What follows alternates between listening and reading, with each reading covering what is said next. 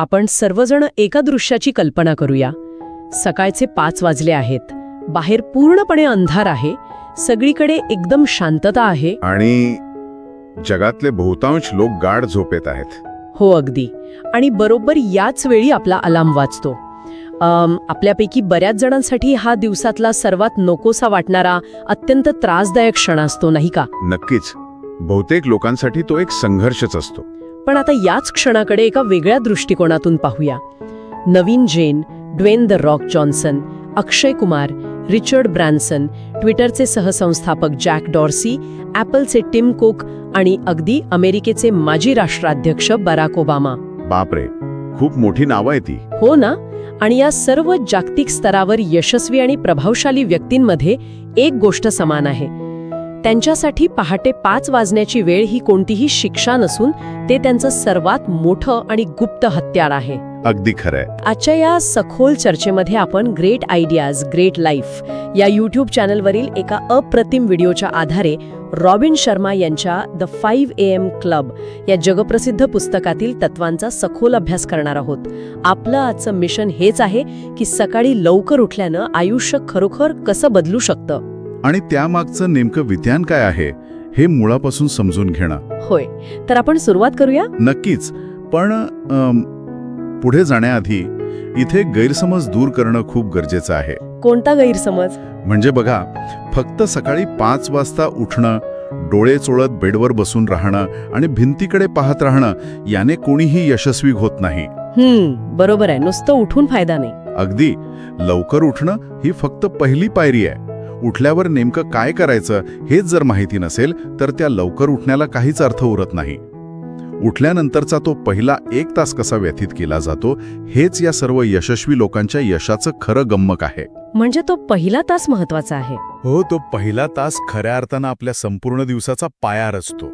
चला, हे जरा बारकाईने समजून घेऊया.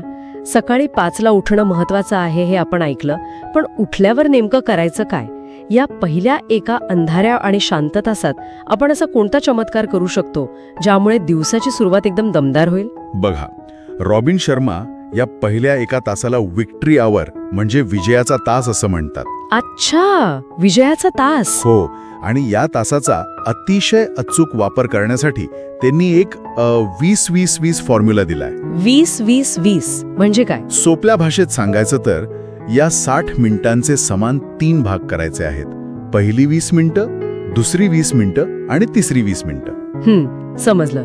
मग पहिल्या 20 मिनिटांत काय करायचं? यातली पहिली 20 मिनिटं आहेत ती फक्त शारीरिक हालचालींसाठी म्हणजेच व्यायामासाठी. व्यायाम? हो. पण हा काही चालण्याचा किंवा योगासने करण्याचा साधा व्यायाम नाही, तर इथे घाम येईपर्यंत तीव्र व्यायाम करणं अपेक्षित आहे. एक मिनिट. इथे मला एक प्रश्न विचारायचा आहे. पहाटे 5 वाजता उठणं हेच मुळात खूप कठीण असतं आणि तुम्ही सांगताय की उठल्या उठल्या जोरात व्यायाम करायचा आणि घाम गाळायचा. हो, साहजिकच हा प्रश्न पडतो. म्हणजे अशानं तर आपण सुरुवातीलाच इतके ठकून जाऊ की उरलेला संपूर्ण दिवस आळसात जाईल असं वाटतं. साहजिकच असं वाटतं ना की उठल्यावर शांतपणे कोमट पाणी प्यावं आणि एका जागी बसावं. हा तीव्र व्यायाम करण्यामागे नेमकं काय लॉजिक आहे? हाच तर सर्वात मोठा गैरसमज आहे.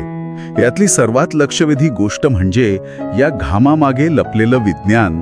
विज्ञान? कसं काय? जेव्हा आपण सकाळी उठल्या उठल्या तीव्र व्यायाम करतो आणि आपल्याला घाम येतो तेव्हा आपल्या मेंदूमध्ये BDNF नावाचे एक रसायन तयार होतं. BDNF? हो, BDNF म्हणजे ब्रेन डिराइव्ड न्यूरोट्रॉफिक फॅक्टर. आता हे रसायन म्हणजे नक्की काय? तर आपण याला आपल्या मेंदूसाठी एक अतिशय उच्च दर्जाचं खत मानू शकतो. मेंदूसाठी खत? म्हणजे याचा नेमका फायदा काय होतो आपल्या मेंदूला? जेव्हा आपण झोपतो तेव्हा आपला मेंदू विश्रांती घेत असतो, पण सकाळी उठून जेव्हा आपण हृदयाचे ठोके वाढवणारा व्यायाम करतो तेव्हा हे BDNF रसायन मेंदूत वेगाने पसरतं. अच्छा. हे रसायन आपल्या मेंदूतील जुन्या पेशींची दुरुस्ती करतं आणि न्यूरल कनेक्शन्स म्हणजेच विचार लहरींचे मार्ग वाढवण्याची प्रक्रिया अतिशय वेगवान करतं. बापरे, म्हणजे मेंदू अधिक कार्यक्षम होतो तर? अगदी बरोबर. यामुळे मेंदू थकत नाही तर त्याचं हार्डवेअर जणू काही अपग्रेड होतं आणि याच प्रक्रियेदरम्यान कॉर्टिसॉल सारखे ताणतणाव आणि चिंता वाढवणारे हॉर्मोन्स कमी होतात. हा मोठा फायदा आहे, कारण सकाळी उठल्यावर बऱ्याचदा एक प्रकारची चिंता असते. नक्कीच. याचा थेट परिणाम असा होतो की आपली विचार करण्याची क्षमता, एकाग्रता आणि योग्य निर्णय घेण्याची ताकद कैक पटीने सुधारते. आता जरा विचार करूया. सकाळी 5 ते 5:20 या वेळात जेव्हा आपले सर्व स्पर्धक, पूर्ण जग शांत झोपलेलं असतं. होय, हे जग शांत झोपलेलं असतं, तेव्हा आपण आपल्या मेंदूची कार्यक्षमता एका रसायनाच्या मदतीनं सर्वोच्च पातळीवर नेत असतो. हा आपल्याला मिळणारा सर्वात मोठा कॉम्पिटिटिव्ह ॲडव्हान्टेज आहे. हे ऐकल्यावर खरोखरच दृष्टिकोन बदलतो. म्हणजे आपण थकत नसून स्वतःला अधिक तीक्ष्ण आणि ऊर्जावान बनवत असतो. अगदी तसंच. ठीक आहे, पहिल्या 20 मिनिटात घाम गाळला आणि BDNF मुळे आपला मेंदू पूर्णपणे जागृत झाला. आता पुढे काय? 5:20 ते 5:40 ही दुसरी 20 मिनिटं कशासाठी आहेत? हा दुसरा टप्पा आहे चिंतन किंवा रिफ्लेक्ट करण्याचा. या वेळात पूर्ण एकांतात आणि शांततेत बसायचंय. आपण जर्नल लिहू शकतो, आपल्या आयुष्यातील मोठ्या ध्येयांबद्दल विचार करू शकतो किंवा ध्यान करू शकतो. ही वेळ स्वतःच्या आत डोकावण्याची आहे. या दुसऱ्या 20 मिनिटांबद्दल विचार करताना मला एका रंजक उदाहरणाची आठवण येते. मला असं वाटतं की चिंतनाची ही दुसरी 20 मिनिटं म्हणजे जणू काही आपण गाडी चालवण्यापूर्वी गाडीत बसून आपले GPS सेट करत आहोत. क्या बात है. हे उदाहरण खूपच समर्पक आहे. म्हणजे समजा आपण गाडीत बसलो, इंजिन चालू केलं आणि GPS सेट न करता सुसाट वेगाने गाडी पळवायला लागलो, तर आपण कुठे पोहोचू हे आपल्यालाच माहिती नसतं. आपण फक्त डोळे झाकून एका रॅट रेसमध्ये धावत राहू. दिशाहीन प्रवास टाळायचा असेल आणि आपले दैनंदिन कष्ट योग्य दिशेने चालले आहेत की नाही हे पाहायचं असेल तर हे चिंतन नावाचं GPS सेट करणं खूप गरजेचं आहे, नाही का? हे GPSचं उदाहरण अत्यंत चपखल आहे.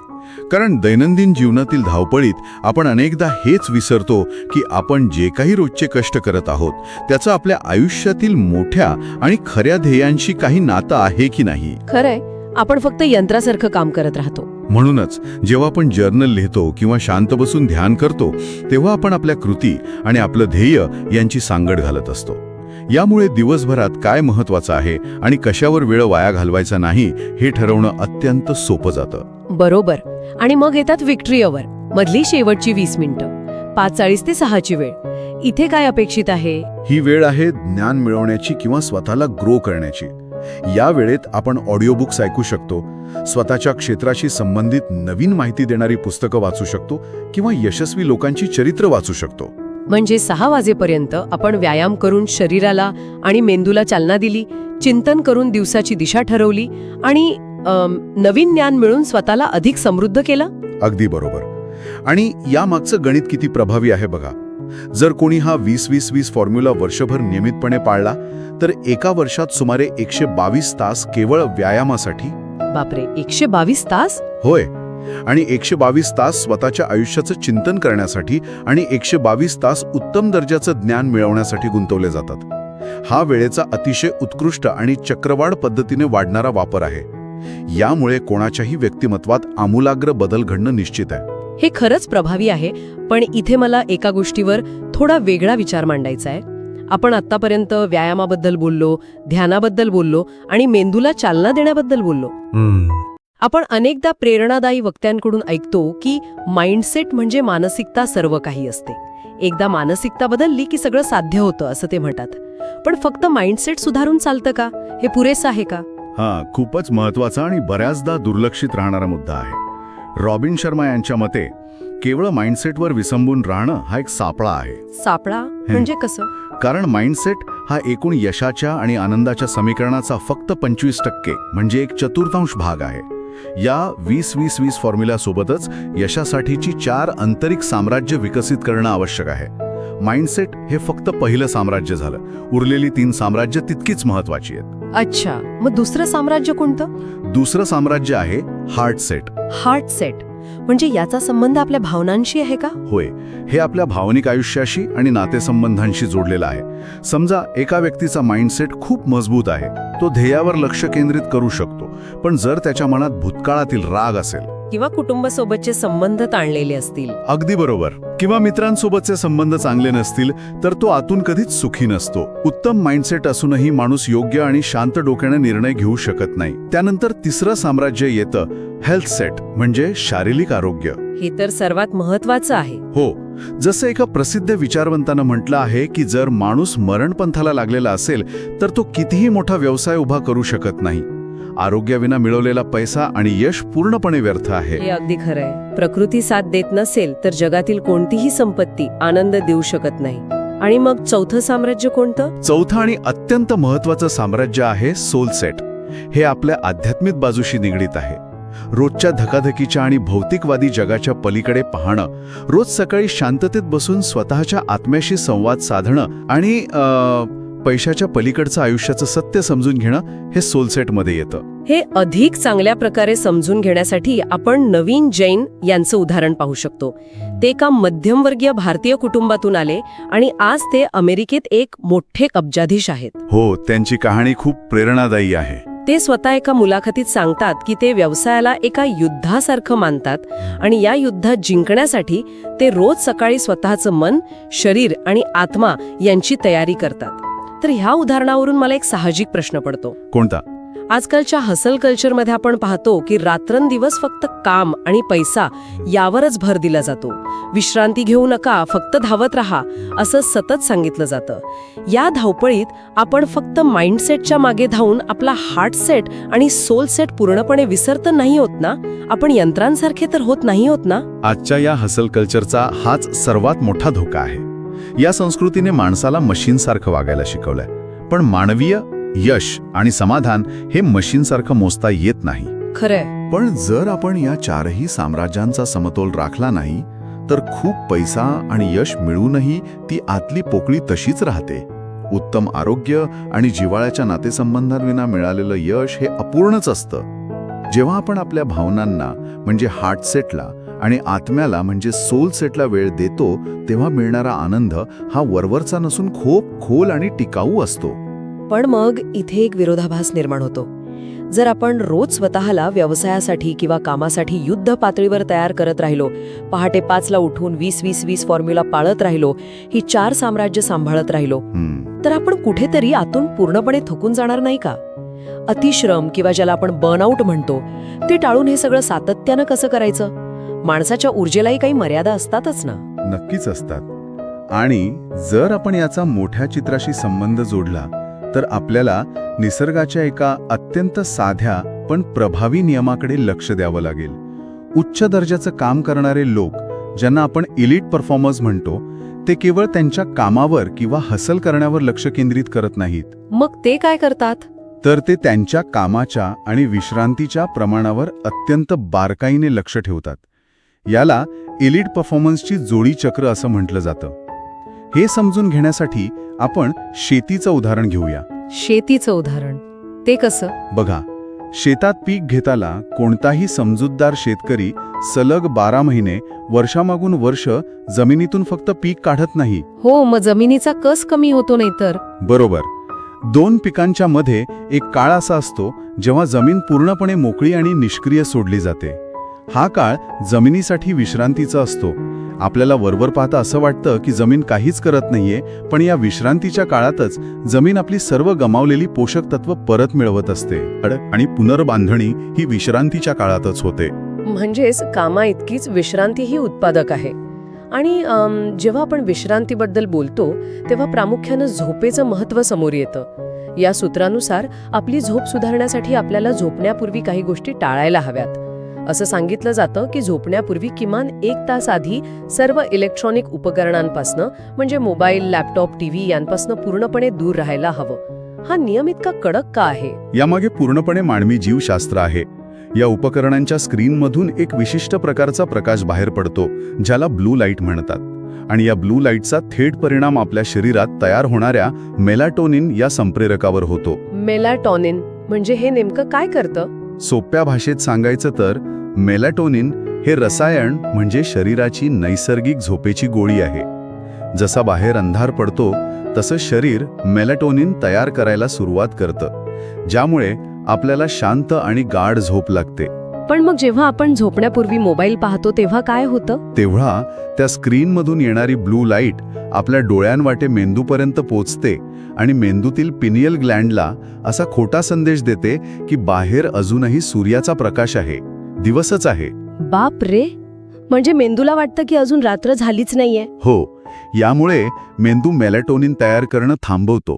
परिणामी शरीर थकलेलं असल्यामुळे आपल्याला झोप तर येते, पण ती अत्यंत वरवरची असते. ती गाढ आणि शरीराची झीज भरून काढणारी झोप नसते. झोपेची गुणवत्ता पूर्णपणे खराब होते. आणि म्हणूनच दुसऱ्या दिवशी सकाळी 5 वाजता उठणं हे एक मोठी शिक्षा वाटू लागते. अगदी अचूक ओळखलत.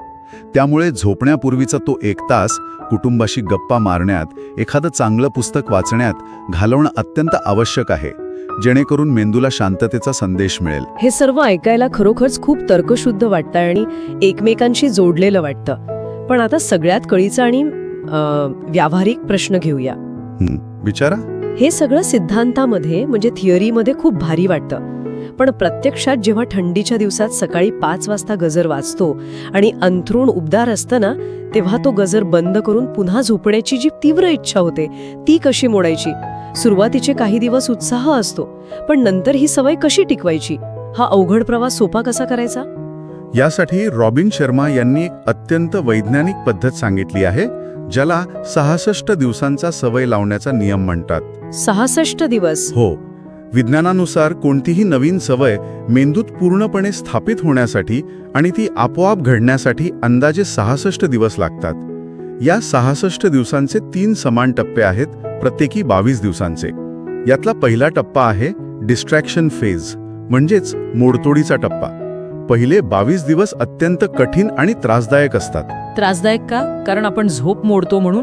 फक्त झोप मोडतो म्हणून नाही, तर मेंदूच्या पातळीवर खूप मोठी उलथापालथ होत असते. न्यूरोप्लास्टिसिटीच्या तत्वानुसार आपण जुन्या सवयींचे मार्ग नष्ट करत असतो आणि नवीन मार्ग तयार करत असतो. शरीर आणि मन या बदलाला प्रचंड विरोध करतात.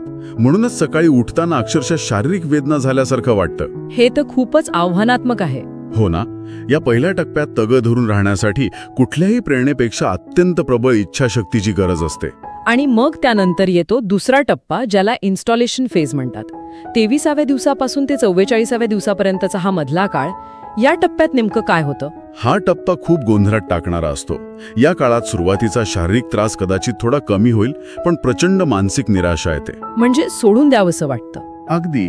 प्रेरणा पूर्णपणे संपून जाते. मनामध्ये सतत प्रश्न निर्माण होतात की हे सगळं आपण कशासाठी करतोय? याचा खरंच माझ्या आयुष्यात काही उपयोग होणार आहे का? आणि ह्याच काळात बहुतांश लोक ही सवय सोडून देतात. पण इथेच खरी परीक्षा असते. हा तो काळ असतो जेव्हा सवय आपल्या अवचेतन मनात रुजत असते. त्यामुळे इथे फक्त चिकाटीने पुढे जावं लागतं. इथेच खरा रंजक भाग सुरू होतो. समजा आपण हा मानसिक निराशेचा दुसरा टप्पा पार केला, तर आपण पोहोचतो तिसऱ्या टप्प्यात, इंटिग्रेशन फेज, शेवटचे 22 दिवस. अगदी बरोबर. या टप्प्यात गोष्टी चमत्कारिकरित्या सोप्या होऊ लागतात. मेंदूतील नवीन मार्ग पूर्णपणे तयार झालेले असतात. शरीर आणि मेंदू या पहाटेच्या वेळेला सरावतात. आणि मग 66 दिवसानंतर ती जादू घडते. तुमचा मेंदू इतका प्रशिक्षित होतो की तुम्हाला अलार्म घड्याळाची गरजच भासत नाही. बरोबर 5 वाजता डोळे आपोआप उघडतात. होय. पहिल्या दिवशी जो प्रवास अत्यंत वेदनादायी आणि अशक्य वाटत होता, तो आता जगण्याचा एक नैसर्गिक आणि आनंददायी भाग बनतो. क्या बात है. आणि एकदा का आपण या 66 दिवसांच्या प्रक्रियेवर प्रभुत्व मिळवलं की आपण खऱ्या अर्थानं त्या 5 AM क्लबचे सदस्य बनतो. आपल्याकडे स्वतःला घडवण्यासाठी दिवसाचे ते अत्यंत मौल्यवान आणि शांततेचे जास्तीचे तास उपलब्ध असतात, जे इतरांकडे नसतात. तर मग या संपूर्ण चर्चेचा थोडक्यात मागोवा घ्यायचा झाला तर आज आपण काय शिकलो? पहिली गोष्ट, सकाळी 5ला उठून 20-20-20 चा विक्ट्री आवर फॉर्म्युला पाळायचा, म्हणजे व्यायाम, चिंतन आणि ज्ञानार्जन. दुसरी गोष्ट, केवळ माइंडसेटवर अवलंबून न राहता हार्ट सेट, हेल्थ सेट आणि सोल सेट या 4 आंतरिक साम्राज्यांचा समतोल राखायचा. तिसरी गोष्ट, सतत युद्ध पातळीवर काम करण्यापेक्षा एलिट परफॉर्मन्ससाठी अतिश्रम टाळून विश्रांतीचं, विशेषतः झोपण्यापूर्वी मोबाईलपासून दूर राहून मेलॅटोनिन जपण्याचं महत्त्व. अगदी बरोबर. आणि चौथी गोष्ट, हे सर्व प्रत्यक्षात आणण्यासाठी 66 दिवसांच्या कठीण पण खात्रीशीर नियमाचा वापर. हे सर्व समजून घेणं आपल्या सर्वांसाठी आणि ऐकणाऱ्यांसाठी अत्यंत महत्त्वाचं आहे. कारण हे केवळ सकाळी लवकर कसं उठायचं याची काही ट्रिक नाहीये. ही एक संपूर्ण जीवन पद्धती आहे. हो खरे. ही त्या दिशाहीन रॅट रेसमधून बाहेर पडून स्वतःच्या आयुष्याचं सुकाणू पूर्णपणे स्वतःच्या हातात घेण्याची एक ब्लूप्रिंट आहे. हे अगदी तंतोतंत खरंय. जेव्हा आपण सकाळी उठून हे शांततेचे क्षण स्वतःवर काम करण्यासाठी वापरतो, तेव्हा आपण दिवसभराच्या समस्यांना आणि आव्हानांना अधिक शांतपणे आणि प्रभावीपणे सामोरे लावण्यासाठी स्वतःला तयार करत असतो. हे सगळं माहिती असणं आणि त्याहूनही महत्त्वाचं म्हणजे ते प्रत्यक्षात आणणं, यातच खऱ्या यशाची चावी लपलेली आहे. या सगळ्या चर्चेवरून एक अतिशय महत्वाचा आणि विचार करायला लावणारा प्रश्न उभा राहतो. कोणता प्रश्न? आपण आतापर्यंत पाहिलं की दिवसाचा तो पहिला तास खऱ्या अर्थानं संपूर्ण दिवस कसा असेल हे ठरवतो, आणि हेही पाहिलं की सकाळी 5ला उठण्यासाठी रात्रीची गाढ झोप आणि उपकरणांविना घेतलेली विश्रांती किती महत्वाची आहे. तर मग या 5 AM क्लबची खरी सुरुवात पहाटे 5 वाजता होत नसून आदल्या रात्री 9 वाजता, जेव्हा आपण आपला मोबाईल बाजूला ठेवण्याचा निर्णय घेतो, त्या गॅजेट फ्री तासातच होते, नाही का? यावर नक्की विचार करा. हा खरोखरच एक अप्रतिम विचार आहे. उद्याचा दिवस जिंकण्याची सुरुवात आज रात्रीपासूनच होते. या माहितीपूर्ण आणि सखोल चर्चेत सहभागी झाल्याबद्दल धन्यवाद. ऐकणाऱ्या सर्वांनी या विचारांवर मनन करावं आणि स्वतःच्या आयुष्यात हे छोटे पण महत्त्वाचे बदल करण्याचा नक्की प्रयत्न करावा. पुन्हा भेटूया अशाच एका नव्या विषयासह. तोपर्यंत नवनवीन गोष्टी शिकत रहा आणि स्वतःला घडवत रहा.